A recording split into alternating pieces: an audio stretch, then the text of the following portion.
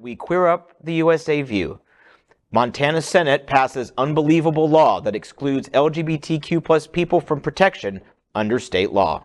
Senate Bill 458 passed 28 to 22 Wednesday in a preliminary vote on the Senate floor. Supporters said it made a relatively simple change, while opponents said the effects could be broader than expected. SB 458, sponsored by Republican Senator Carl Glimm of Kyla, would define a person's sex throughout Montana law as being based on their reproductive system, male or female. Glimm said the bill was about creating a definition for sex separate from gender, and he pointed to a court decision that blocked a law the legislature passed last session that would have prevented transgender people from changing the sex on their birth certificate without a court order showing they had undergone surgical transition. We can have policy discussions about where we want to use these terms later, but we need to define what those terms mean, because right now we're getting into lawsuits because these terms get conflated and we don't have clear definitions.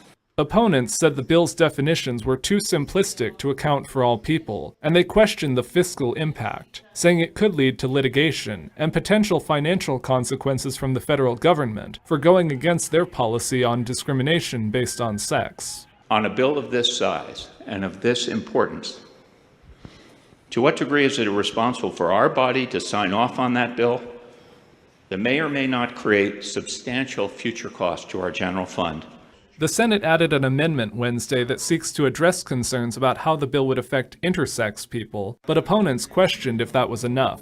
The bill will now have to pass a final vote in the Senate before moving over to the House. In Helena, Jonathan Amberian, MTN News.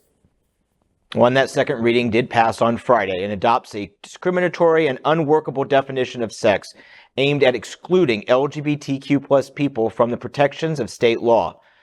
There would be a particularly harmful impact on intersex, non-binary, and transgender people.